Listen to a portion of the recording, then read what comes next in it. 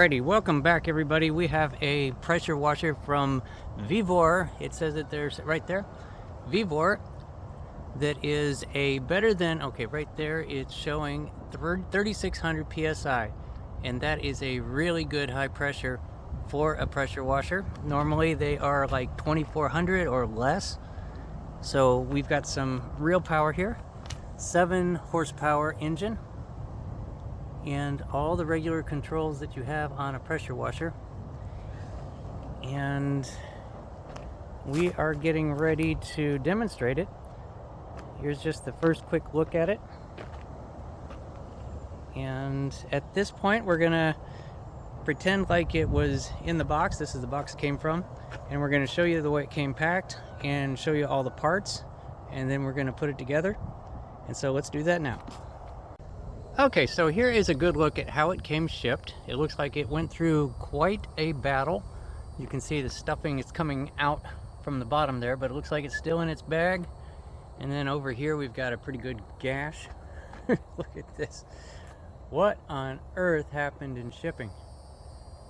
But this will be a testament on how well it's packed. Now, no inversion, that means I think this side up. It means don't turn it upside down. It's a good idea with pressure washers. And so we are hopeful that everything's okay in there. And what I'll do now is I'll pull everything out of the box, and we'll see if it all fits on the table, and we'll take a look at what we got. Okay, yeah, it's packed really good here. What we have is this is a piece of wood on the top. I don't know exactly why, but you can see that everything is, even though the outer box is compromised, everything's in plastic bags.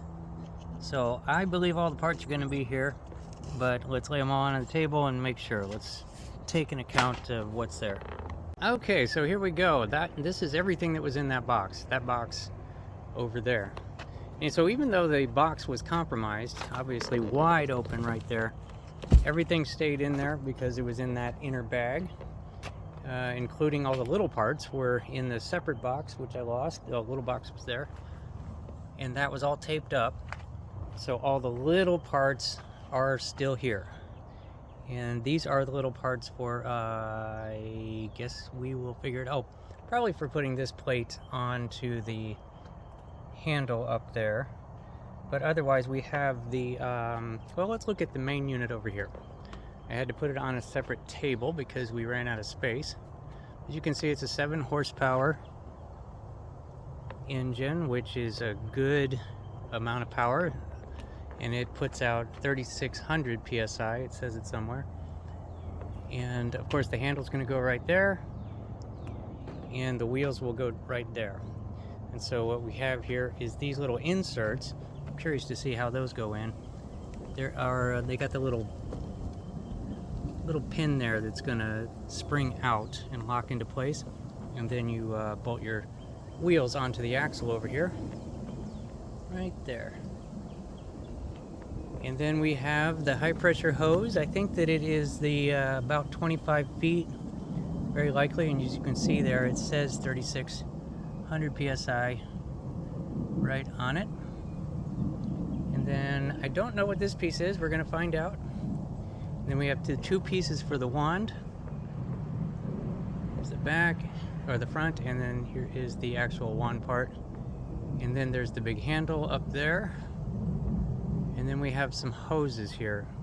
What this hose is, this is for connecting to, not really connecting to, you drop this into an alternate water source, like a swimming pool or a pond, to get the water out of there. And you have this screen that will screen out anything like grass and algae or fish and whatever is in that pond. But you can also siphon straight from your pool, especially if the level is up too high from rain. I'm not going to be demonstrating that because I don't have a water source like that. But I could drop it into a bucket to demonstrate. We'll see what we do. And then this one over here, this is for drawing straight from a bottle, like a bleach bottle. That part goes in the bleach bottle. And then this part attaches right over here onto that little brass inlet. And that is for spraying the chemicals, such as, you might get the fence cleaner, the detergent, or just plain old bleach. Anyway, I think that, and it came with the tools to put it together. That's always nice. And I think that's about it. The instructions over there, and this is a parts list for the hardware. Okay, so at this point we will put it all together and see what it looks like. Okay, and so there we go. It's all put together. It was really easy to put together. The instructions were very clear, just as I had thought. These, where are they? These axles just snap in there with that little pin, and then you just tighten down the bolt. So there is no axle that runs all the way through. It was just those long posts that snap in, and that works out just fine. The gun was in 2 pieces, and you just tighten it down underneath this cover here. And that was no problem, got that snug. The mysterious piece that I couldn't recognize ended up being the hook for the hose there on the back. And so I believe that is everything. It was no problem putting it together. And now what we have is the pressure washer ready to go. And we can start demonstrating it. So we have all these 4 tips here, and I'll get into that in a second. We have actually 5 tips. The 5th one is the tip for chemical application. It goes through this hose here, and I guess you just kind of keep that in your pocket. Nope, I don't see a place for it. But that's something that you would really keep with your chemicals anyway, I think. Probably, yeah, separate there. And that other piece right there, if you remember seeing that when we had everything laid out, this is where it goes. And that is a quick connector for this inlet here to suck out of a lake or a pool. And then you hook up the other end to your hose in, which is right there, if you're doing it that way. Otherwise, that is where you hook up your hose, your garden hose, to supply water. Anyway, let's get some stuff to clean. Let's get a tip on there and start demonstrating it. Okay, so before we do that, it's really, really, really important to check the oil level, because it is empty. What they're saying here on the instructions is that it ships without oil. Very, very important to do this. So look right here, it's got this tag on there. You can't miss it. And then you take this thing off, and you will see in there that it is empty. So you have to add some oil, so go get yourself a funnel. And there's a wide variety of oils it would take, but most people have 10W30, and that's what I'm going to be putting in there. And you just put it in there until it's up to the top of the threads, and then put the cap back on. Then you have oil. Then after that, the only thing you have to do is put gas in it, and then you can use it safely. I just had to mention that quickly. I also wanted to mention that the instructions here are very well detailed on the assembly. In case you were wondering, I was just saying that it went together. I did it without the instructions, but just wanted to mention that it does have illustrated pictures and instructions on how to put it together, and it was no problem at all. So I will fill it up with oil and fill it up with gas, and we will attach the high pressure hose there to the high pressure attachment point. This is a cover right here that has to come off, and then you can attach your hose on there. That attaches to there, and that's what you'll see next.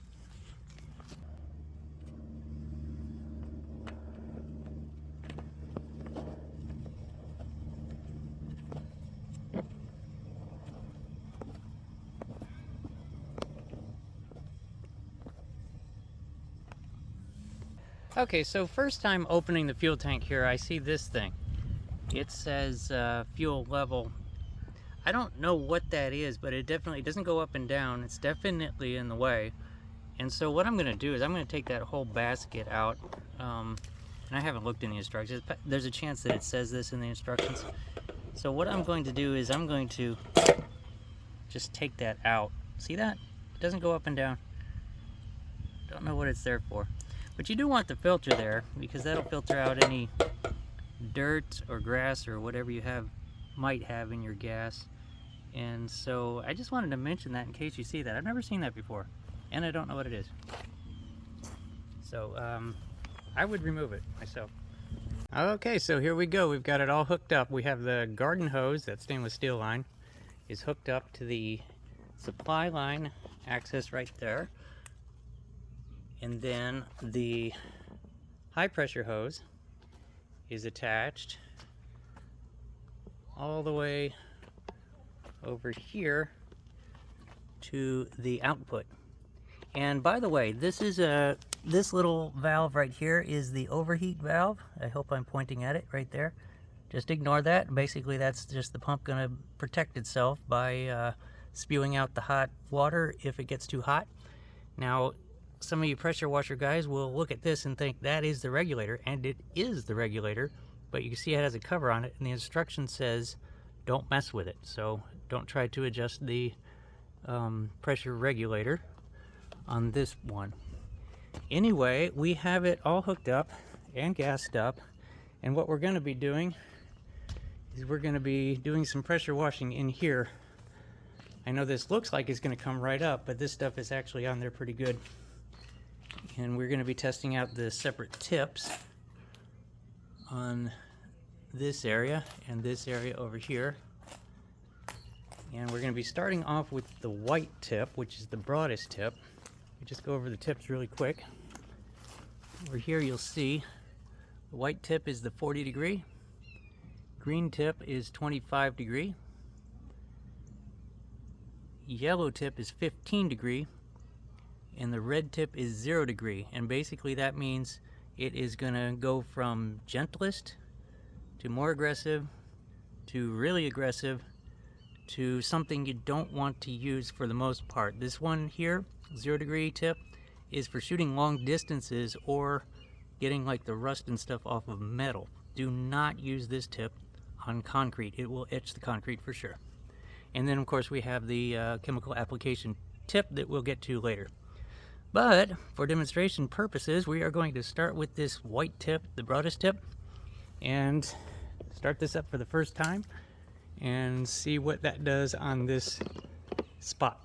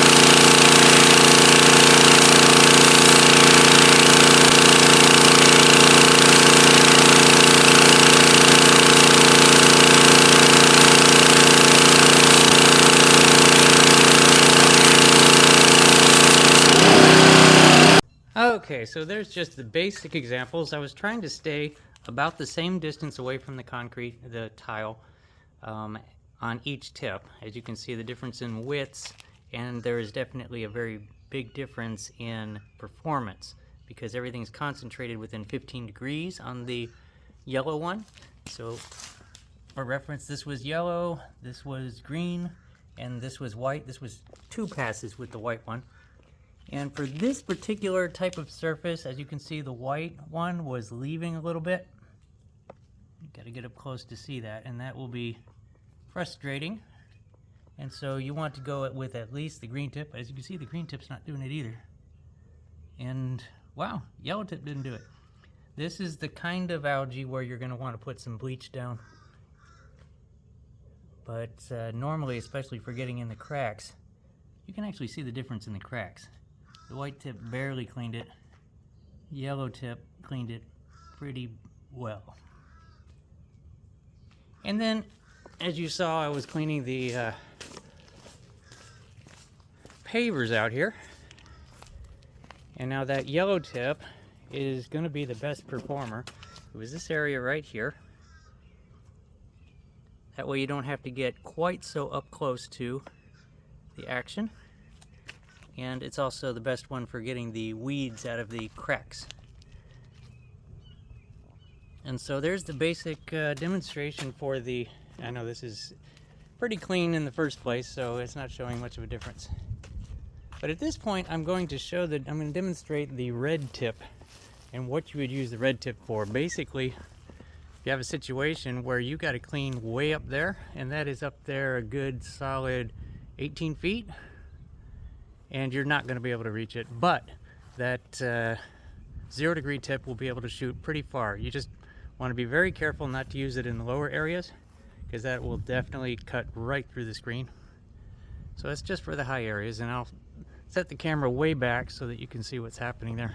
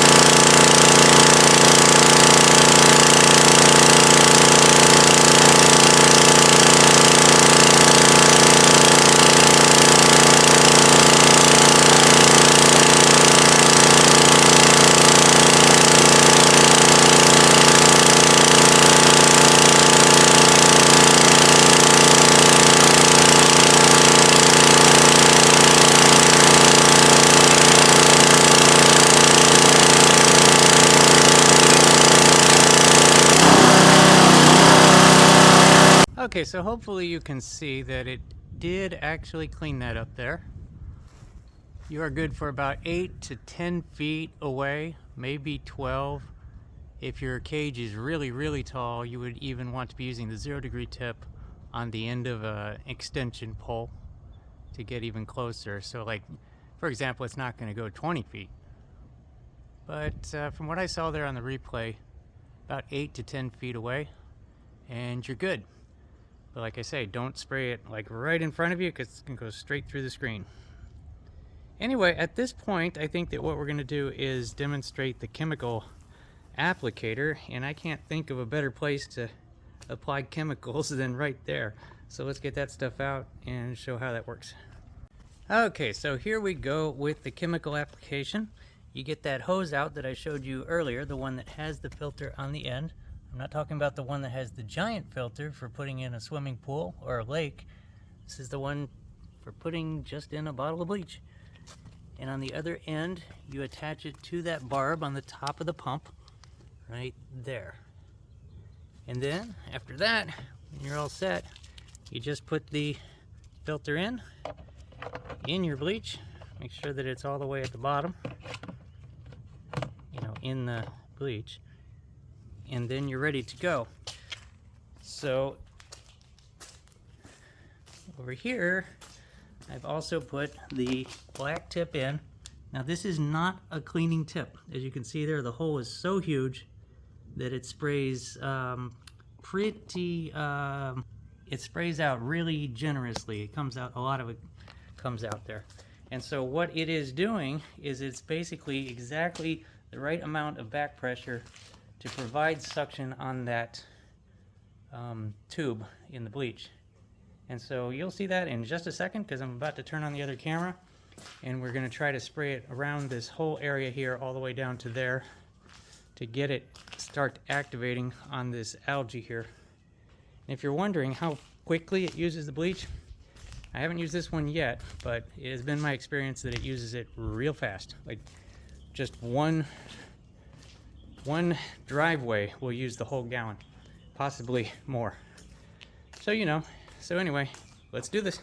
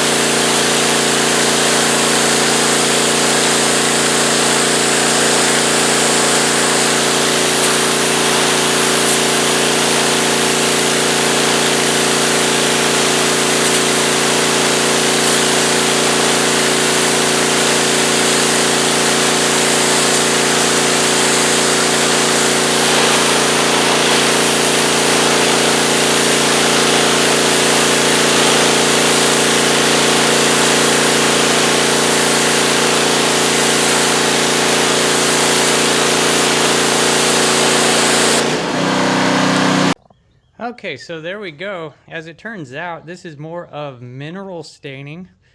There was some algae, but there seemed to be some rust stains. And so we're going to have to get some rust aid or something like that. And it's probably coming from the roof is right there, the shingles. There's minerals on the rocks on the shingles. And so we will do that at another time, but we have it as clean as it will get. And we did a quick pressure wash, and wow, look at this. Yeah, we got to get some rust aid. Anyway, that is an example of how the chemical applicator works and how the pressure washer generally works. Now, this being a 3600 psi pressure washer, that is more powerful than usual. Usually a powerful one is considered right around 3000 psi. So when you're getting into 3600, you're approaching what the commercial ones use. Now, I do have a commercial pressure washer that operates at 4200 psi, but that is a huge, big thing, and not exactly handy to lug around. It would be nice to have one of these for the smaller jobs, just to do quickly, because it is powerful. And what we're about to do is check to see if it is actually able to run these larger attachments. What we have here is a water broom. You can see it has 4 nozzles, and it's meant to push a lot of water at once. It's not really meant to clean, but it's meant to rinse big areas quickly. And so it basically is dividing the water flow between 4 nozzles, and you need a lot of power to run that. And this is a flat surface cleaner. If you don't know what those are, they are like a lawnmower. They've got 2 tips, and so your water flow is split between 2, and it spins around in a circle, and it allows you to clean a large area. But the same thing, it needs a lot of power. But it does appear as though we have a lot of power, so let's go ahead and test these things really quickly to see if they're going to do well, and I think they will. So that's next.